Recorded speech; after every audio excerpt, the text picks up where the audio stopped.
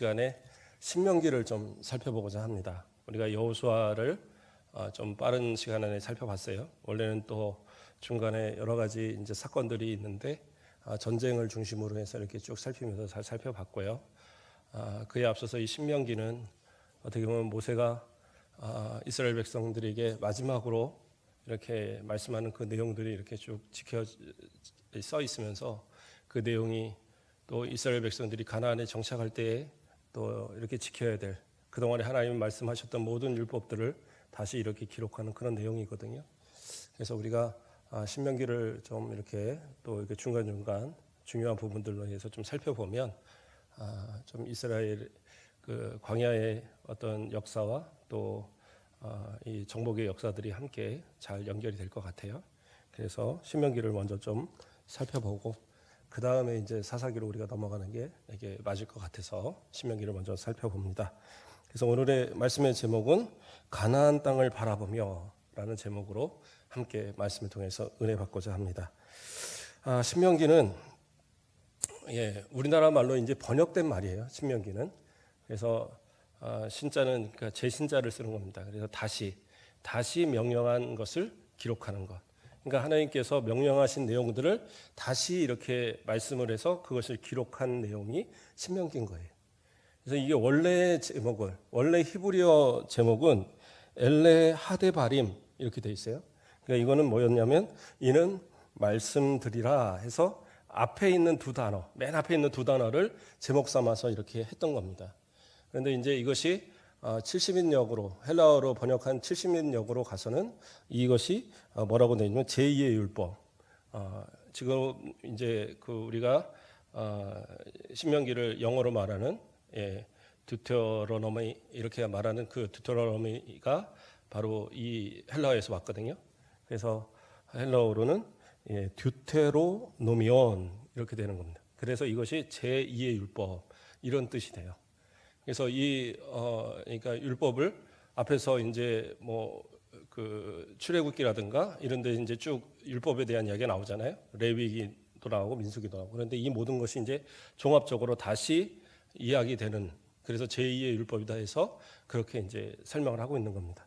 그래서 우리 신명기라는 말도 좀 의역이 되긴 했지만 이 내용을 잘 담고 있는 그러한 이제 말이 되는 거예요.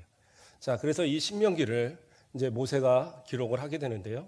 우리가 먼저 이제 신명기를 보기 위해서는 이 신명기를 기록하게 되는 그때의 상황을 우리가 좀 살펴볼 필요가 있어요.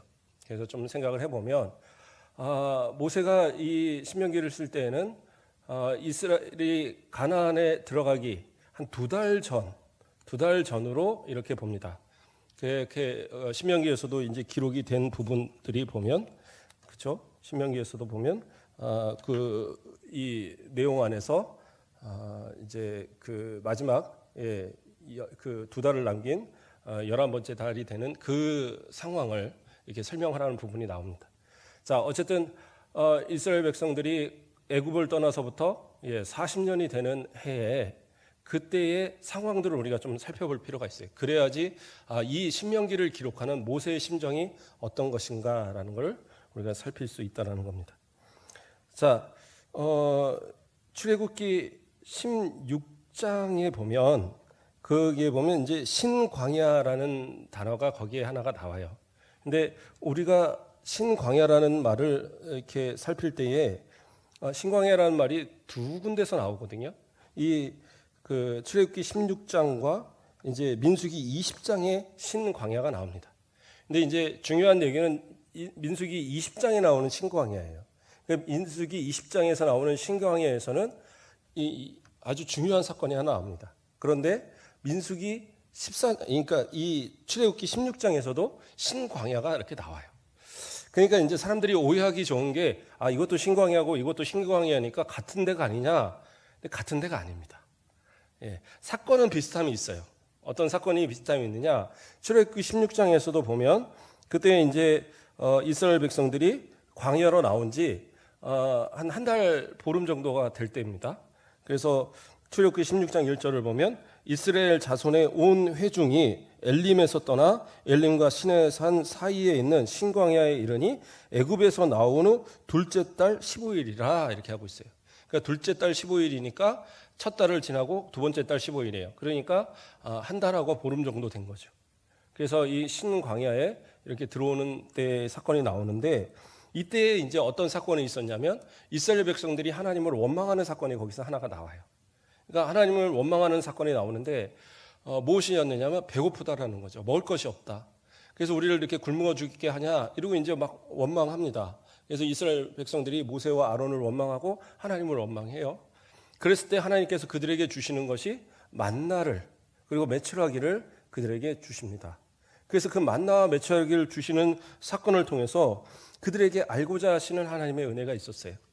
자, 출애굽기 16장 3절 말씀을 보면 이스라엘 자손이 그들에게 이르되 우리가 애굽 땅에서 고기 가마 곁에 앉아 있던 때와 떡을 배불리 먹었던 때에 여호와의 손에 죽었더라면 좋았을 것을 너희가 이 광야로 우리를 인도해 내어 이 온 회중이 줄여 죽게 하는도다. 이렇게 얘기하거든요. 우리를 그냥 이스라엘에서, 아니 그 애굽에서 종살이하다 그냥 죽게 놔두지 왜 이 광야까지 와서 이곳에서 굶어 죽게 만드냐 이러고 원망을 하는 거예요. 그러니까 하나님께서 그들에게 만나와 메추라기를 주시는데 이때부터 시작해서 언제까지 주시느냐, 여호수아서 5장 12절을 보면 또 그 땅에 소산물을 먹는 다음 날에 만나가 그쳤으니 이스라엘 사람들이 다시는 만나를 얻지 못하였고 그해 가나안 땅에 소출을 먹었더라 이렇게 나와요. 그러니까 요단강을 건너서 길갈에서 그 할례를 행했죠. 할례를 행하고 그리고 그 곳에 소산물을 먹은 그 다음 날로 거기에 더 이상 만나가 내리지 않는 그러한 일이 나타납니다.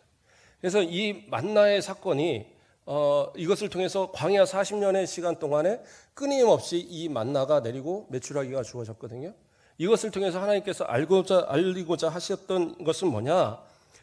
이스라엘 백성들이 하나님을 따르고 하나님 앞에 순종하면 하나님께서 그 먹을 것을 책임지신다라는 것을 첫째로 알게 했고요. 그러니까 하나님 앞에 순종하는 백성이 그 삶에 필요한 것들을 하나님이 책임져 주신다는 사실을 깨닫게 하여 주셨어요. 그래서 이스라엘 백성들은 하나님을 따를 수밖에 없도록. 또 하나의 사건은 뭐냐? 그 주시는 것이 이 양식이 하나님으로부터 온다라는 사실을 그들이 깨닫게 한 거예요. 그래서 모든 것이 나에게 주시는 모든 것의 근원이 하나님께 있음을, 그래서 우리가 필요한 것이 있으면 하나님께 구하면 되는구나, 원망할 것이 아니라 하나님을 향하여 불평할 것이 아니라 구하면 되는구나, 이렇게 깨닫게 하시는 거예요. 그러니까 하나님은 주실 때에 그냥 주시는 것이 아니라 그것을 통해서 이 백성이 또 우리가 하나님 앞에 깨닫게 하시고자 하는 하나님의 어떤 뜻이 있다라는 거예요. 그러니까 우리가 뭐 먹고 마실 때마다 그냥 뭐 내가 노력해서 얻었으니까 이게 아니라 감사를 깨닫고 하나님이 주셨다는 사실, 또 하나님께서 더 큰 것도 주실 거라는 사실을 믿고 항상 감사함으로 무엇인가를 대하는 것이 좋은 거예요. 그래서 오늘 이렇게 추수감사를 드리면서도 오전에서도 이야기했지만 감사해야 된다는 사실. 오전에 막 시간이 없어서 그냥 막 건너뛰고 그랬는데 하나님께서는 어떻게 해요? 우리에게 그 먹을 씨와 또 그 뿌릴 씨와 먹을 양식까지 함께 주신다라고 성경은 기록을 해요. 그래서 우리가 하나님 앞에 어떤 감사를 하고 하나님 앞에 영광을 돌려서 예물을 드리고 또 우리가 감사의 어떤 이런 예배를 드리는 것 가운데 가장 큰 것은 뭐냐? 하나님께서 우리의 필요한 모든 것을 채우시고 또 그것의 주인이 되시는 분이라는 것을 인정하는 거예요. 그러니까 우리가 하나님 앞에 무엇인가를 들려드리는 것이 이것이 내 것에서 띄어서 드리는 게 아니라 이 모든 것이 하나님의 은혜입니다. 이 모든 것이 다 하나님이 주신 겁니다. 그 가운데 내가 감사하여 이것을 드립니다. 이러한 부분입니다. 그래서 농부가 아무리 보릿고개가 심하고 아무리 무슨 먹을 게 없어도 결코 먹어서는 안 되는 게 있잖아요. 뭐예요? 종자씨라고 표현을 하나요? 그 종자가 되는 그 씨앗들, 광야에 이렇게 잘 이 쥐라든가 이런 것도 못 먹도록 잘 이렇게 매달아 놓은 이 종자씨들 있잖아요. 시골에 가면 그렇게, 지금은 그렇게 관리를 안 하지만 그런 것들을 이렇게 따먹지 않습니다. 그러니까 왜 그걸 안 먹어요? 이걸 먹어버리면 아무리 풍년이 다른 사람들이 풍년을 이렇게 거둬도 자기는 거둘 게 없는 거예요. 왜? 뿌릴 게 없고 뿌리지 못하니까. 그런 것처럼 하나님께서는 우리에게 어떤 예물을 요구하실 때도 결코 우리가 예물을 드리는 것이 그것으로 인해서 우리가 빈궁하여지거나 우리가 망하거나 그것을 원하시는 건 아니에요. 그러니까 감사로 드려지는 그 감사에 하나님은 더 큰 걸로 채워주시겠다라고 약속하고 계시거든요. 그러니까 그걸 깨닫게 하기 위해서 이 만나를 그리고 메추라기를 이 백성들한테 광야에 있는 동안에 계속 주셨던 거예요. 그러니까 이들은 하나님만 순종하면 하나님께만 나아가면 하나님만 의지하면 하나님이 모든 걸 다 책임져 주시구나 이걸 깨닫게 하신 그러한 역사였어요.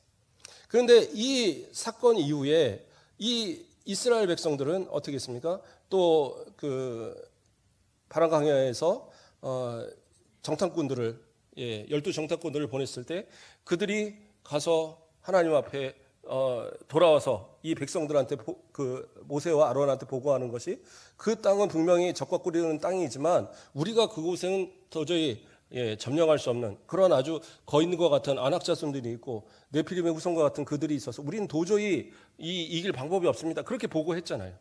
그리고 그들이 다 원망하고 하나님을 향하여서 원망하고 이 모세와 아론을 향하여서 원망했을 때 하나님께서 어떻게 하셨어요? 그들을 광야 40년 동안 보내면서 광야에서 그 불평했던 세대들 저 애굽에서부터 떠나서 20살 이상의 모든 사람들은 이 광야에서 다 죽게 만들으셨어요. 그리고 더 이상 그 애굽을 기억하는 세대들이 아주 어린 나이에 기억하는 사람들 제외하고는 기억하는 이들조차 없는 그런 세대를 만들어서 그들로 인하여 가나안을 들어가게 하시고자 하는 하나님의 계획이 있으셨던 거거든요. 그런데 이제 민수기 20장에 가서 또 신광야라는 곳에서 이제 이 새로운 이야기가 또 나타납니다. 자, 그러면 목사님 그 또 똑같이 신광야니까 같은 신광야 아닐까요? 그건 아닙니다. 그래서 영어 성경에서는 확실히 구분을 해요. 뭐라고 구분을 하냐면 16장에 나오는 출애굽기 16장에 나오는 신광야는 신 S-I-N 신이라는 단어를 쓰고요. 그래서 데저트 오브 신 해서 그 신광야 그죠? 신사막 뭐 이런 식으로 이제 표현을 하고요. 여기 민수기 20장에 가서 그러니까 두 번째 나오는 이 신광야에 대해서는 찐이라는 그 ZIN이라는 찐이라는 단어를 써요. 그래서 그것으로 인해서 구별을 합니다. 그러니까 전혀 다른 곳이에요. 그래서 이 원래 출애굽기 16장에 나오는 신광야는 그 홍해가 그러니까 학자들이 홍해를 건너는 것을 이 밑에 있는 큰 물줄기가 있는 그곳을 건넜다고 보지는 않아요. 왜냐하면 그 안쪽이 워낙 깊은 그 계곡이랍니다. 그러니까 물이 만약에 빠졌어도 그것을 건너기 위해서는 사실은 좀 대단히 험한 협곡이 돼버리기 때문에 건너기 어렵대요. 그래서 어디를 건넜을 것으로 보냐면 그 홍해가 이렇게 쭉 올라가면서 양쪽으로 이렇게 그 뭐라고 해요? 귀가 있듯이 양쪽이 이렇게 갈라집니다. 그래서 한쪽은 수에즈만이고 한쪽은 카라바만이에요. 그래서 이게 두 개가 이렇게 삐져나왔는데 바로 이쪽 그 수에즈만 쪽을 건넜을 거로 봐요. 그리고 그 수에즈만의 이 하단부에 저 하단부에 딱 그 뾰족하게 내려온 이 부분을 신광야로 보는 거예요. 그래서 거기 있는 신광야가 있고 그 다음에 이 민수기 20장에 나오는 신광야는 어디냐 하면 저 위쪽에 그 사해 요 밑쪽으로 해서 그 있는 그